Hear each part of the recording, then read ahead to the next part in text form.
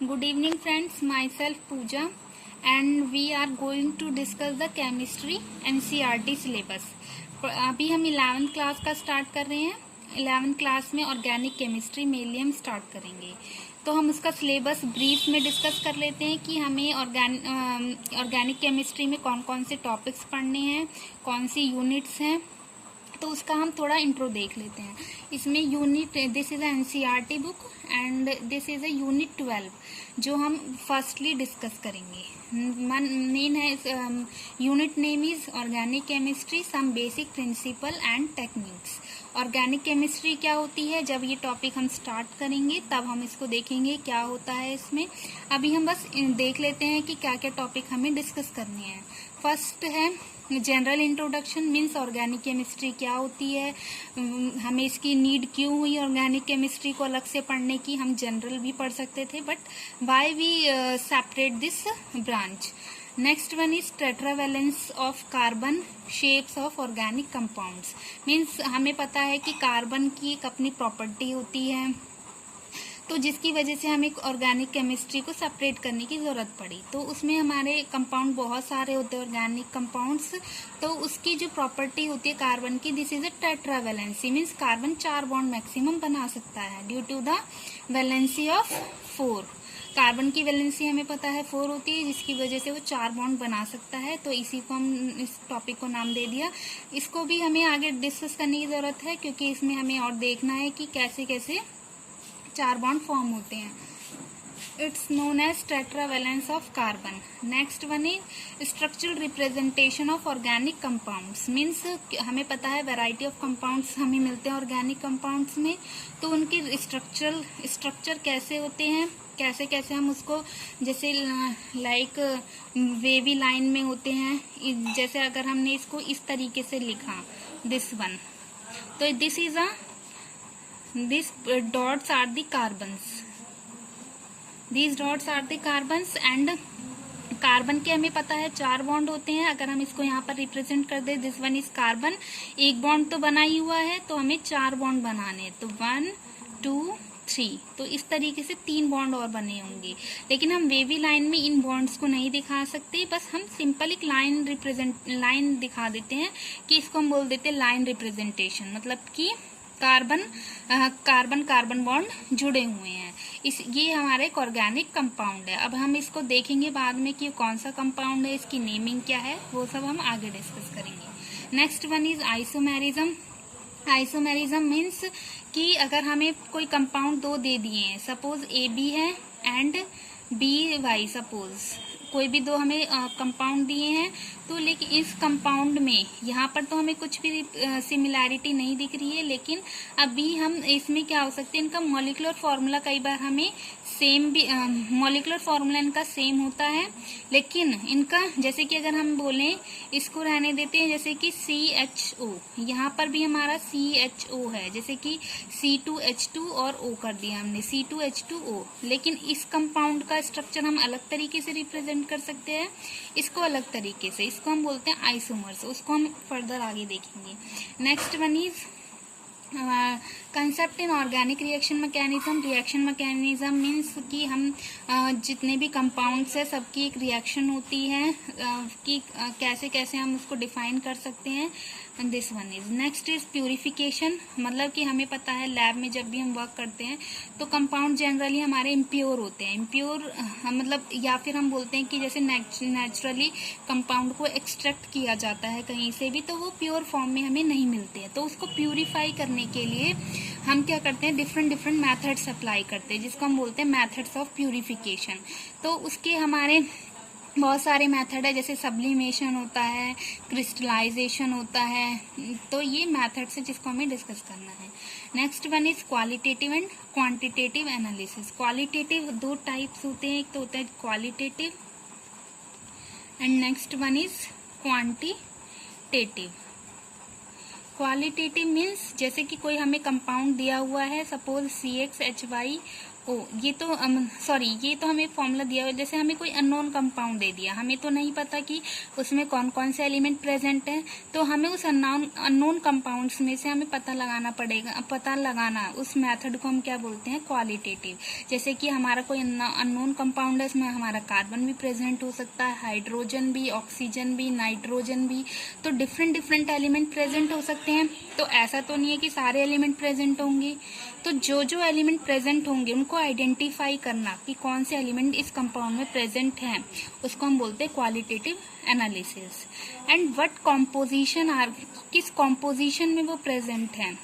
Like carbon की percentage 8% हो सकती है, हाइड्रोजन की परसेंट 2% हो सकती है, कुछ भी परसेंटेज उस एलिमेंट की हो सकती है उस अननोन कंपाउंड में। तो उस परसेंटेज ऑफ कॉम्पोजिशन को निकालना इज कॉल्ड क्वांटिटेटिव एनालिसिस। ठीक है, तो ये हुआ हमारा शॉर्ट समरी कि हमें इसको कैसे कैसे मतलब कि क्या क्या हमें एनसीईआरटी सिलेबस के अकॉर्डिंग इसको पढ़ना है। अब हम चलते हैं अपने टॉपिक की तरफ।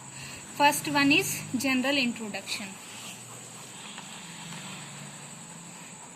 Now we are going to start our topic organic chemistry, some basic principles and techniques.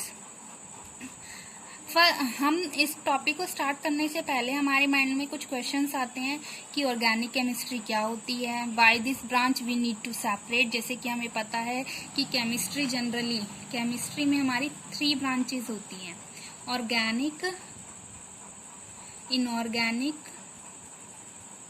And physical chemistry. 3 branches are the part of the chemistry. लेकिन हम यहाँ पर ऑर्गेनिक केमिस्ट्री की बात कर रहे हैं, तो हम ऑर्गेनिक केमिस्ट्री को ही एक्सप्लेन करेंगे यहाँ पर कि ऑर्गेनिक केमिस्ट्री क्या होती है। तो हम फर्स्ट क्वेश्चन को फाइंड करते हैं कि व्हाट इज ऑर्गेनिक केमिस्ट्री। तो ऑर्गेनिक केमिस्ट्री मीन्स कि जो कंपाउंड्स, जैसे कि हमें पता है कि जितने भी कंपाउंड्स हैं, मतलब ऑर्गेनिक कंपाउंड्स जनरली हम देखते हैं कि ऑर्गेनिक कंपाउंड्स क्या होते हैं कि जो कंपाउंड हमारे किससे मिलके जनरली बनते हैं, कार्बन से एंड हाइड्रोजन। मेनली कार्बन और हाइड्रोजन कंपाउंड जो होते हैं उसको हम क्या बोलते हैं, हाइड्रोकार्बन कंपाउंड्स। तो हाइड्रोकार्बन कंपाउंड्स जो क्या होते हैं, जो कार्बन एंड हाइड्रोजन से जनरली बन सकते हैं। हम ये कह रहे हैं कि हाइड्रोजन कार्बन, मतलब कार्बन तो होगा ही होगा, उसके संग हाइड्रोजन भी हो सकता है, ऑक्सीजन भी, नाइट्रोजन भी। लेकिन मेनली क्या होता है कि जो इम्पोर्टेंट एलिमेंट्स हैं वो हमारे कार्बन एंड हाइड्रोजन है। तो इसमें हमारा क्या है कि compounds which are form by the carbon and hydrogen generally, तो उसको हम क्या बोलते हैं, हाइड्रोकार्बन कंपाउंड्स। और इन्हीं जो इस पूरे कंपाउंड, मतलब इसकी जो केमिस्ट्री है, इस हाइड्रोकार्बन कंपाउंड की जो केमिस्ट्री है उसी को हम क्या बोल देते हैं, ऑर्गेनिक केमिस्ट्री। अब हम ये देखते हैं कि कार्बन हमारे इतने कंपाउंड्स कैसे फॉर्म कर सकता है। जैसे कि हमें पता है पीरियोडिक टेबल में हमारे पास large amount of 100 plus elements present है हमारे पीरियोडिक टेबल में। लेकिन हम कार्बन को ही इतनी इम्पोर्टेंस क्यों दे रहे हैं, कुछ तो इसकी स्पेशल प्रॉपर्टीज होंगी, वो हम डिस्कस करेंगे कि इसकी स्पेशल प्रॉपर्टीज क्या होती हैं जो जिसकी वजह से हम उसके बेसिस पे पूरी ऑर्गेनिक केमिस्ट्री को सेपरेट करते हैं। तो हम अब ये तो बात हो गई हमारी कार्बन और हाइड्रोजन की। कार्बन और हाइड्रोजन हमारे क्या बनाते हैं, हाँ, हाइड्रोकार्बन कंपाउंड्स बनाते हैं। अब हम देख सकते हैं कि कार्बन और हाइड्रोजन हमारी एक लाइन से जुड़ा हुआ है, दिस वन एक सिंपल लाइन है जिसको हम क्या बोलते हैं, बॉन्ड। जैसे कि हमारे फैमिली में, जैसे कि हम है ये, जैसे ये हम है तो ये हमारी फैमिली है। सपोज ये हमारे फादर हैं, ये मदर है, ब्रदर, सिस्टर। तो हम जो है हमारा हर किसी से एक पर्टिकुलर बॉन्ड है, मतलब कि हमारा जो एक क्या होता है कि अटैचमेंट होता है सबसे, हालांकि वो विजिबल नहीं है। जैसे कि यहाँ पर ये विजिबल है, तो इसी को हम क्या बोलते हैं, बॉन्डिंग। बॉन्डिंग मतलब कि 2 एटम्स के बीच में क्या कनेक्शन है, किससे जुड़े हुए हैं, तो वहां पर हम और इसमें केमिस्ट्री में हम उसको नाम दे देते हैं बॉन्ड। हम बोलते हैं कि उससे अच्छी बॉन्डिंग है, उसका मतलब है कि उन दोनों के बीच में अटैचमेंट अच्छा है, तो उसको हम क्या बोल देते हैं, बॉन्ड। तो अब ये जो बॉन्ड होता है हमें पता है कि केमिस्ट्री में बहुत सारे बॉन्ड्स होते हैं, डिफरेंट डिफरेंट आयोनिक बॉन्ड होता है, कोवलेंट बॉन्ड होता है, different different variety electrovalent bond होता है, तो बहुत सारे बॉन्ड, मेटालिक होता है, तो बहुत सारे बॉन्ड्स होते हैं। तो यहाँ पर जो हमारा कार्बन और हाइड्रोजन के बीच में बॉन्ड होता है वो कौन सा बॉन्ड होता है? Covalent bond. This is a covalent bond. Covalent bond क्या होता है, अब हम इसको देखेंगे। Covalent bond, covalent bond means this is अ को मीन्स साथ में, मीन्स जैसे कि अगर हम बोले कोवलेंट मतलब क्या होता है? Sharing of electrons, sharing of electron. Suppose हमारा ए बी कंपाउंड है, तो अगर हम बोले, हाँ, फर्स्ट थिंग हम ये बोलेंगे कि जनरली हमारा जो बॉन्ड बनने के लिए, एक बॉन्ड बनने के लिए मैक्सिमम कितने इलेक्ट्रॉन्स की नीड होती है? 2 इलेक्ट्रॉन्स की नीड होती है। ठीक है, तो हम यहाँ पर जैसे बोल सकते हैं कि ए है और बी है। तो अगर हमें कोवलेंट बॉन्ड बनाना है, अब देखो बॉन्ड तो हमारे बहुत तरीके से बन सकता है, जैसे कि अब 2 इलेक्ट्रॉन की नीड है, या तो ए ही अपने 2 इलेक्ट्रॉन ले आए या फिर बी ही अपने 2 इलेक्ट्रॉन ले आए, तब भी बॉन्ड बन सकता है। या फिर हम बोल सकते हैं ए अपना 1 इलेक्ट्रॉन ले आए और बी अपना 1 इलेक्ट्रॉन ले आए, तब भी तो 2 इलेक्ट्रॉन हो गए और हमारा बॉन्ड बन सकता है। तो हम कोवलेंट बॉन्ड उसको क्या कहेंगे? जिसमें ए भी अपना 1 इलेक्ट्रॉन लेके आ रहा है और बी भी अपना 1 इलेक्ट्रॉन ला रहा है, तब हमारा जो बॉन्ड बन रहा है उसको हम क्या बोलते हैं? Covalent bond. कोवेलेंट बॉन्ड क्या होती है? शेयरिंग ऑफ इलेक्ट्रॉन, मतलब कि जो 2 एटम है वो अपने अपने इलेक्ट्रॉन को शेयर कर रहे हैं। ठीक है, कि हमारा ए एटम है वो भी अपना 1 इलेक्ट्रॉन शेयर कर रहा है और बी एटम है जो वो भी अपना 1 इलेक्ट्रॉन शेयर कर रहा है, जिसको हम क्या बोलते हैं? Covalent bond. दिस इज अ, मतलब हम बोलते हैं जो हाइड्रोकार्बन कंपाउंड्स में जो बॉन्ड बनता है, this is a covalent bond.